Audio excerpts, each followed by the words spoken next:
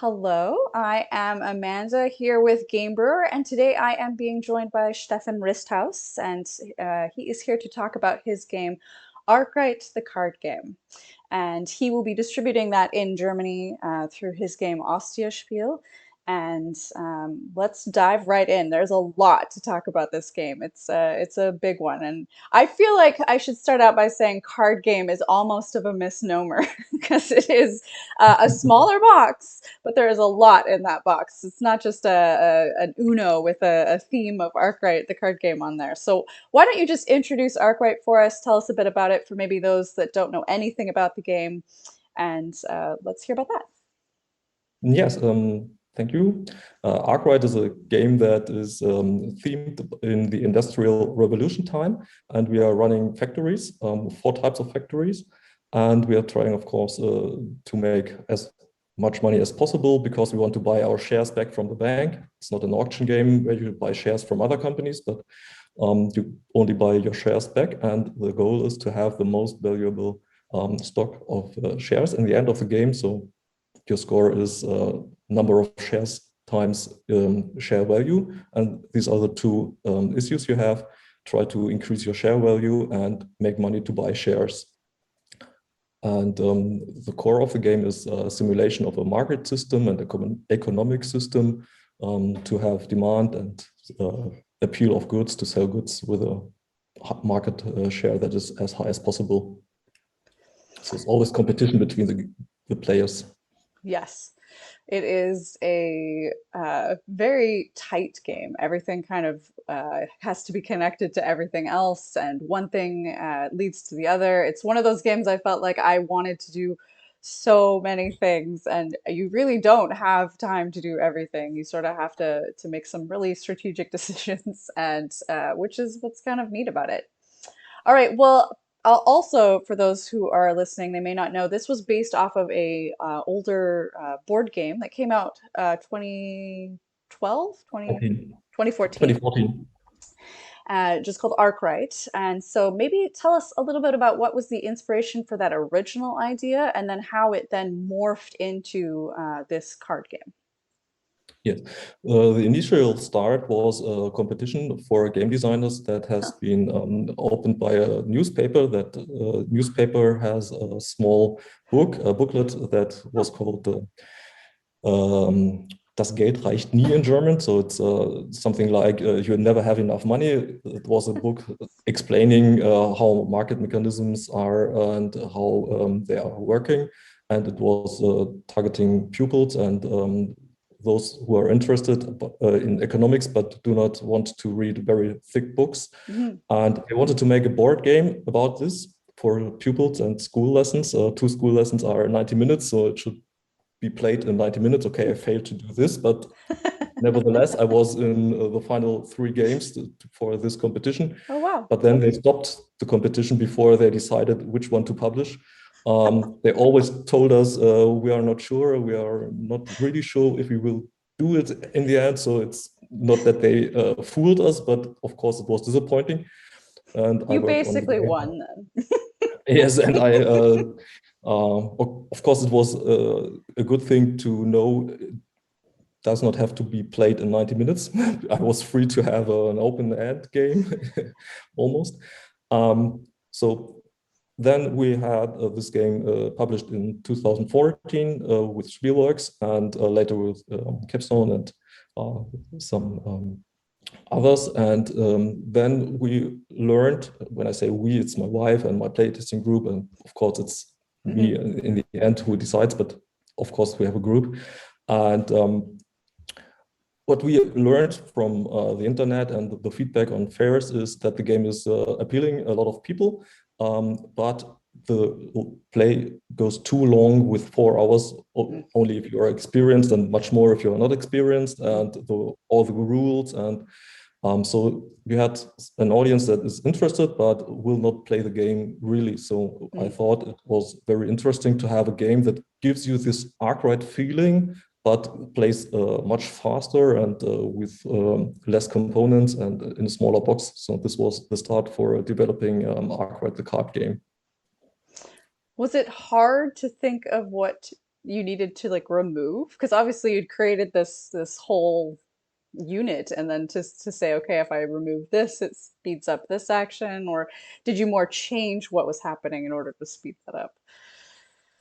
Yes, it's always difficult to pull things out of a game that you Right. have designed because you have invested a lot of thinking in how could this be, and to say okay, let's drop it out is always difficult. But I was trying to start with the board game and say, okay, what can we do to make it easier, to make it shorter, and Hmm. to make it more visible what you can do and what will you be able to sell to the market, and to have less manipulating with money and handling and all these things that cost you time, but make the game, of course, better, but not that much better than it could be if the target is to have it easier and faster.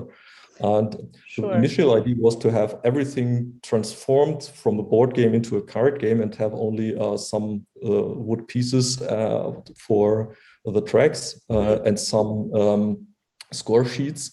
And we started with this and have done some playtesting, and it worked. mm. But we learned that it is not a good idea to have everything just in cards. The tracks were made of cards placed one by one, and they started to slide when you move the components above them. So we decided, okay, we have a lot of cards, but some components from the board game have to be transformed in another kind of mat or whatever. Sure, sure. That's sort of my next follow-up question was about the development of that game. You mentioned you have a playtesting group and people that would try it presumably over and over.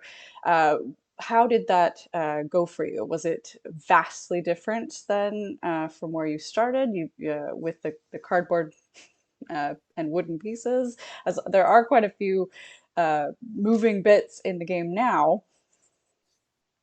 Yes, we have big steps and minor steps. I only will go to some big steps. When we turn back to the board game, we started with a big action phase, 1 decade. Each player had 3 actions, and then all 4 factories were producing. Mm, And then we very early started to change this into 1 action and 1 production phase, and 1 action, 1 production phase, so on. Then we had at the beginning the winner with is the player with the most money, and we changed that to prestige objects you can buy during the game, and finally we came to what it is today. And at the beginning we only have the same kind of actions all over the game, and then later we started to make the actions stronger if you invest mm, actions to make your future actions better. mm. And finally, very late, we were doing the shipping. This Ah, was not at the beginning of the board game. And when we started to develop the card game, yes, I already said we started with most of the components turned into cards. Then we have tried some um, thoughts about asymmetric factories, but that didn't work really good. mm, And then we moved on to implementing the shipping to have it very, very more easy to do. We when you know the board game, you mhm, have to do contracts, you have to buy ships, and then you can start shipping later. mhm. So you have to do a lot of actions before you can start shipping. Right. And in the card game, we have said, okay, we pull out we drop the requirement for a contract, and you get Mm, chips right from the start. So you have this fallback option. If you do not sell in the home market, you can immediately start shipping. So this was all easier to understand. Also, you need less rules, mhm, and yes, finally we turned the different action tokens that made actions better into the option to just cross out in the score sheet, and later on in the player mat, move your token forward to make your um, single actions stronger. So we have moved a lot of things from cardboard and wooden pieces into cards and the player mat. That was finally decided when we already started to um, negotiate the contract, we were deciding together which one is a better option, take score sheets or make a player mat, and I'm happy with the player mats. Nice. Yeah, the player mats are neat and how they can have the upgrades for like the different things that will help you progress faster. I also really like how the tableau of cards are in the game. So for those of you that haven't played, there's like you have a central factory and then things get tucked under each side and can rotate. So you've got your workers and your machinery on one side and warehouses, and then you have kind of quality distribution, sort of the marketing and the value, the quality of the product on the other side. And it's all very layered and it sort of sits out nicely with information they're available to you that can then be changed, rotated, and upgraded. I think that's one of the Yes, this neatest. was yes, this was one of the issues during development, to have the front and back side this way and that way, Right. to flip it and turn it, to use both, not only both sides, front and back, but left Hmm. and right from the cards, to Yeah. save some stuff and save some place on the playing Yes. table. Even now, it takes a lot of place on your table. And Yes. imagine that you do not use just half a card, but place all cards full size one to another. It would almost take double the place. Yes, Yeah. it's No, also one big it is step. clever and necessary because yes, again, I feel like card game is almost a misnomer. It's a big tableau that you get going in front of you, but it works and it's pretty neat. So. Okay, thank you. One other thing I want to get into some specific detail because there's a lot going on. So we could talk about the shares or the shipping or the different factories, but I want to talk about the market system that you've got going on. Could you just break that down a little bit and some more details there? Because I think it's kind of one of the most uh, interactive features of the game for sure. Yes, the core of the game is the market system, and the nice thing I see in the game is that it reacts on what players do. The more workers all players employ, the more demand is, and they can sell more goods. But the more goods they produce, the tighter will be the specific market for the specific good. And at some point, when you start producing more and more and more, you will go over the demand, and the question who will sell how much is depending on your appeal that you can improve by activating some quality or Mm, by lowering the price. So one of the interesting mechanisms in my eyes is that you are forced to fix your price before you know how much you will sell actually. So most other games you can say, okay, I want to sell this, and then mm. you see afterwards what will be the price or what will be your revenue. In I this found game, you that have to part be very first. stressful, but yes, in a good way, in a good way. Yeah, and what I was targeting right from the beginning is that you have a market share that depends on the appeal to distribute the options to sell to all the players, not the winner takes it all, just Hmm. see who's the market leader and he can sell everything he has produced. And then we can take a look what will be left over for demand for the other players. So even the market leader is not able to sell everything if the market is very tight. So Hmm. this is the transfer of the main economic systems that I have learned from this book in the beginning. I've told you, the more quality your goods have, the more options you have to sell, and the more appealing are your goods, and the less the price, the more people are interested in your goods. And so you have always these decisions between want I to go in that direction? Will I lower the costs and hope to make money, or will I invest in quality to make more goods being sold on the market from my company to have more money? Or what is the balancing? And you have to be careful what do the other players Hmm. in which market. So this can focus on one market and make money there, but at the same time you lose money in the other market. So this is what I'm really think is fascinating and what kept our playtesting group at the table once more, once more, once more, Right.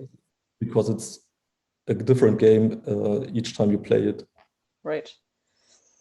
Yeah, you really have to pay attention to what they're doing and kind of either preemptively make the decision to force them to do something or react to Yeah. what they're doing and keep pace with everyone else playing. I Yes, if haven't you played want. solo yet, but I've heard it still kind of maintains a lot of that tension though, which is kind of neat. The solo rules are fairly extensive, so it kind of creates its own um, world. All right. Well, what is your favorite strategy when you play?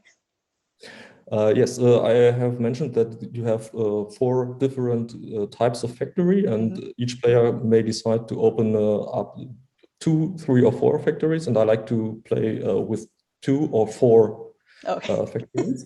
The four factory strategy is very interesting because you can always see during the game which market is very attractive to sell in Great Britain and which market will be interesting to leave it aside for Hmm. Great Britain and sell the goods by shipping to overseas. Okay. If you have four factories, you can react on what the others do, but it's very tight to play because you have to keep an eye each round on the factory that is right now producing. So Yeah. you are always in a hurry. You have two things to do. One is right now this factory who is active this current turn, and you have to see that you improve your factories for the next turns already on the long term. And the other strategy is similar difficult on the other way because you have the option to concentrate on two of your four factories. You are doing actions in the two rounds where you do not have a factory also, so you can use them for your other factories. Right. But you are relying on these two. If these two markets are very strong and the other competitors are making pressure on you, you cannot switch over to another factory if you do not open them. So both strategies are very interesting and very difficult, and they have to be played with different strategies. So these are my favorite strategies. So if I have to choose, I would always play the four factory strategy. Oh, okay. I think I've tried the two and the three. I've never been brave enough to try to open all four, or maybe I just haven't been organized enough to be able to open all four. I don't know, but the two was going to be great until somebody was really competing for both of them, and so I couldn't get a lot as much as I needed from each. Although hearing you say that you plan on having one of them that will focus on shipping is kind of an interesting thing because I haven't really learned how to utilize the shipping very much, which definitely leads into my next question because I think I already know my answer. But what do you hope that players will gain as they keep playing this game repeatedly? Yes, as we already talked about, there are different strategies, Hmm. and the display of starting development cards Yes. is different. Usually, there's a Hmm. setup at the beginning where we recommend to use specific cards to Hmm. come into the game, learn the rules, and so on. But basically, there is a different display of development cards at the beginning of the game, and so you have to adjust your strategy if you want to go heavily into shipping, and the development cards that help you in your shipping strategy are only few and you are sitting behind and the other players have already taken them, you will have to react and will focus on another issue of the game and will have to change your strategy. And sometimes even if one other player just changes from the four to the two factory strategy, you Mm. will have a completely other game because there's much more demand. No, less demand, but more Mm-hmm. more fighting in specific markets.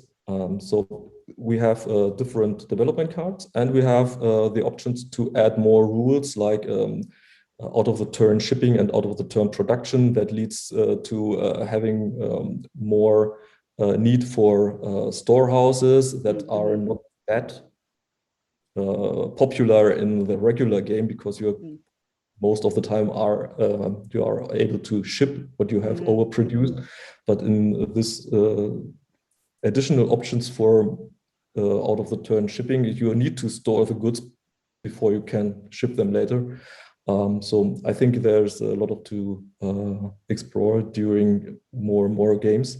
And for the solo variant that you have mentioned, there are side goals that Yes. force you to have completely different strategies to fulfill them. So you will, I hope so, you will have to take a lot of attempts to make them all. Yeah, I always like that in the back of rule books because we put in there so you can check off the different ways that you're trying to things you're trying to accomplish when playing solo, and I think that's pretty neat. Yeah. So for me, it's definitely learning how to utilize shipping more. And then you also mentioned the development cards, which are great, and some of them are awesome. But for those of you that haven't played, you have to always choose between taking a development card and making an upgrade like on your player board. And you don't get that many choices or turns to make those decisions. They're really, really, it's really neat. I think you have definitely created, I think, what you set out to do because it doesn't take 4 hours to play. It's under 2 hours, and it could be used as a lesson in schools, I think, for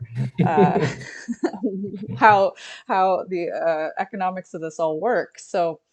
Um, Congrats on that. I can't wait to see people playing it out in the real world and on their tables. And I love that part where they start sending pictures. So we'll look forward to that. Before we wrap it up and kind of go into conclusion, one question at Game Brewer that we always ask is what is your favorite type of brew? And this can be any kind of beverage that has been brewed. Okay, so my favorite is coffee, Hmm. in particular latte macchiato or cappuccino. So Nice. I also drink some beer, but Hmm. when I have to choose for one favorite, it's coffee. I drink too much over the day, but uh, Oh, do you have I your just own espresso machine? Can you make your own yeah cappuccinos at home? yeah I know. Nice, nice. I just have instant coffee at home. So, I Ooh. know. I go out for my coffee. It's a splurge, but I don't drink that. I drink more tea. All right. So, Good. okay, great. Well, thank you very much for joining us. Arkwright, the card game, hopefully will be out if you're watching this during Spiel. Hopefully you know that already and it's on your tables. This is recording a little bit earlier, so we still have our fingers crossed for that. It will also be releasing worldwide, as we said. We have Ostia Spiel releasing it in Germany. In the North America market is Eagle Griffin and some other partners around the world. The shipping, as you all know, has been a little bit crazy for everybody. So people in Australia and Asia have been playing this already for months. So we usually like to have everything come out at the same time, but we decided to go with what was available during these kind of strange shipping times. But hopefully, by the time you're watching this, there's good news for everyone worldwide. And you can feel free to leave comments here on YouTube. We also have social media channels, Twitter, Instagram, Facebook. And I will pass those on to our designer here, and then he can maybe send some answers out publicly. But thank you for joining us. I hope you all enjoy the rest of Spiel. And thank you, Stefan, for joining me. Thank you, Amanda. Goodbye. All right. Bye bye.